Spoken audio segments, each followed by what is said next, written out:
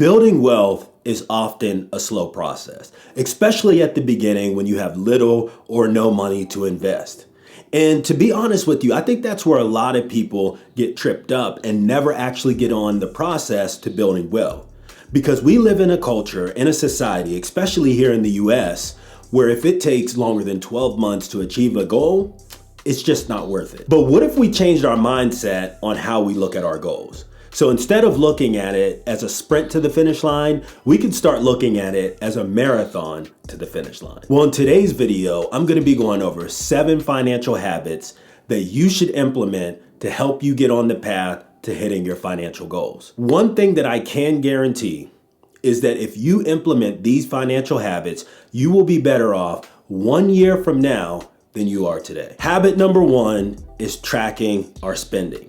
Now, if you've watched any of my previous videos, then you know that I always stress the importance of budgeting and tracking what we spend. See, when I first started tracking what I was spending on a monthly basis, I was extremely surprised because I was out there buying things that I didn't even need, and I wasn't realizing how much money that I was actually spending every single month. But once I started tracking my monthly spending, it allowed me to create a budget that allowed me to start building wealth. And I started out with a very simple budgeting framework, which was the 50-30-20 approach to budgeting. This simple budgeting framework is easy to implement. It takes 50% of your monthly take-home pay and it allocates it towards your needs, such as your mortgage, your rent, your utilities, food, and then you allocate 30% of your monthly take-home pay to your wants. So if you want to go out to eat, you want to go to the movies, things of that nature, that's where you would utilize 30% of your monthly take-home pay. And then the remaining 20% would be utilized to either pay down debt or to build up a savings cushion or start to invest. Habit number 2 is saving consistently so you can become your own bank. So when I talk about saving consistently, I'm not talking about saving money in a bank account month after month, year after year, and thinking that that's the path to build wealth, because it's not. What I'm talking about is building out a savings cushion that gives you a little bit of room to breathe. So for example, in the United States, we are highly dependent on credit and credit cards. So if you need a new tire, you need a home repair, you have a medical emergency, a lot of times we're putting that on credit.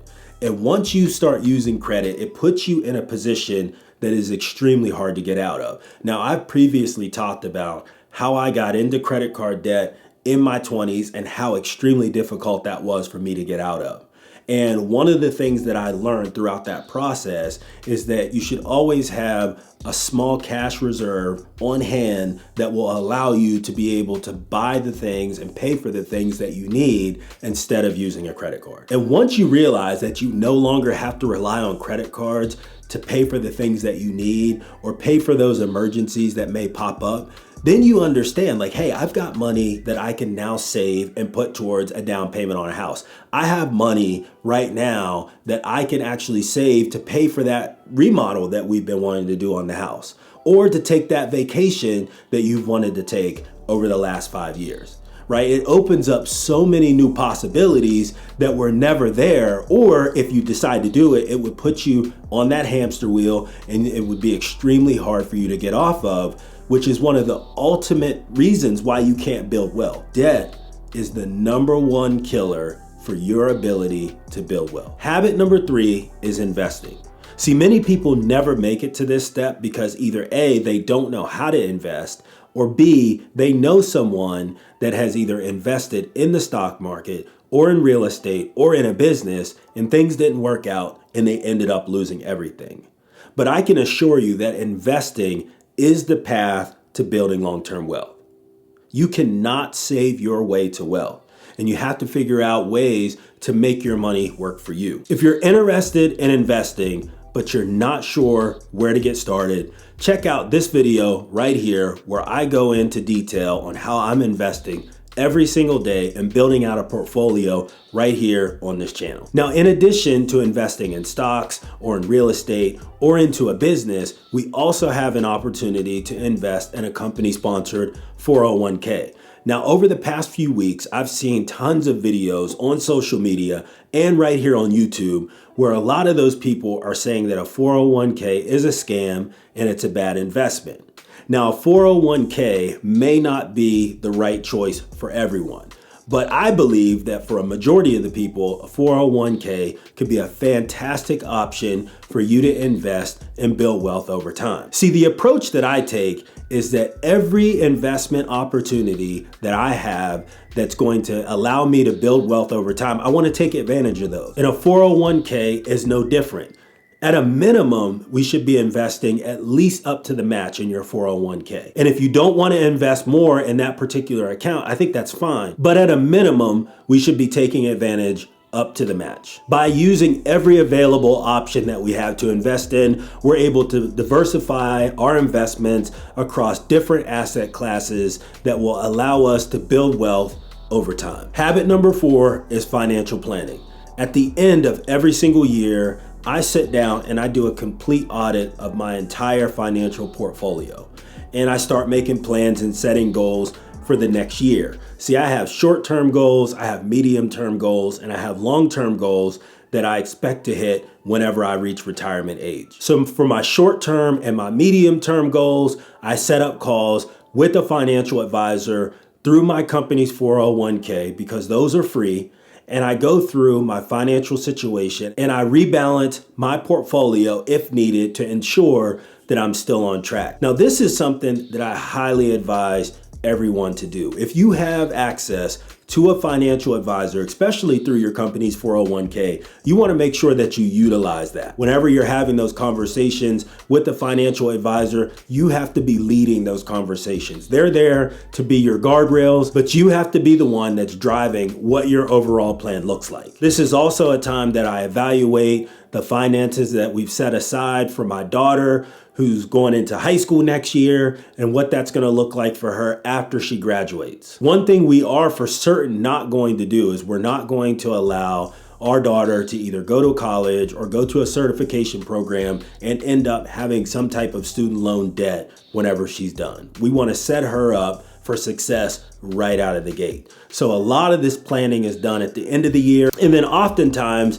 around June or July, I'll take a look at my plan, see how everything's going, and I'll make changes if necessary. Habit number 5 is minimizing the amount of debt that you carry. See, earlier in the video, I mentioned how debt is the number one killer of your ability to build wealth. So if you're like most people, especially here in the United States, you either have a car that you can't afford, you have credit card debt, or you have student loan debt. And those 3 things could absolutely crush your ability to get ahead. This was something that I had to learn the hard way, especially in my 20s, where I spent the majority of that decade paying off debt. I had student loan debt, I had credit card debt. Oh, and on top of that, I was getting in and out of cars every 12 to 18 months, and I just dug myself deeper and deeper and deeper into debt. And I think that light bulb moment came on for me when I finally realized I was never going to be able to get ahead financially, especially with paying 25 to 27% interest on a credit card charge, and I didn't even really remember what I bought on the credit card. So if you're in a similar situation right now that I was whenever I was in my 20s, then the number one things that I would suggest that you do is A, focus on getting rid of that credit card debt. B, if you have a car and you have a car payment, I would get rid of it. I know most people will probably not do that, but if you have a car payment and you're also trying to pay down debt, it's going to prolong that process. So you have to start prioritizing what's more important. Keeping the things that you have now, but struggling to get ahead financially, or making some sacrifices now that will pay off for you in the future. Habit number 6 is living below your means. Now, this can be extremely difficult for some people, especially if you grew up not having a lot of money. You finally get that first job where you're making some actual money and you're able to buy some of the things that you've always wanted.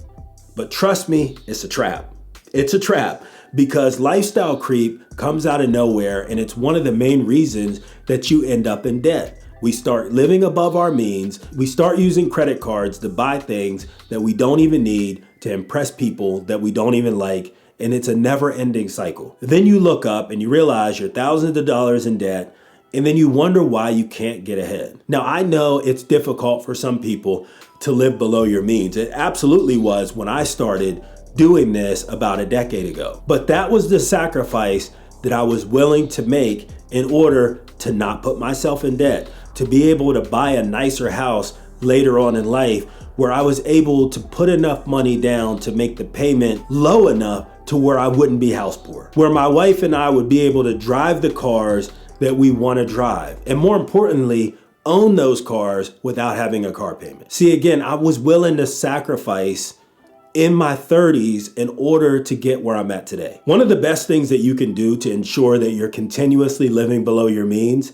is whenever you get raises or you get promotions or you get that new job, don't spend more money than what you were previously spending. So early on in the process, you tracked your spending, which allowed you to put together a budget. So when we roll into the next year and you get that new promotion or you get that new job or you get that raise, we don't need to increase how much we're spending. We have the same budget, but we're just making more money. Once you shift to having that mindset, you'll have much more money to invest in a business or in real estate or in stocks or whatever investment that you want to invest in to help you build wealth over time. Habit number 7 is continuing to learn and to adapt. See, we've got the other 6 habits down, so we want to make sure that we continue our financial education and we continue our self-improvement journey. A few ways that I would recommend that we continue our financial education is by reading books. I've mentioned some of these books in previous videos, and I'll mention them here again. So the first book that I would recommend would be Magic Quadrants by Robert Kiyosaki, The Millionaire Next Door, and I would also recommend How to Win Friends and Influence People. So there you have it, 7 financial habits that you should implement to change your life. Thanks for watching, and I'll see you on the next video.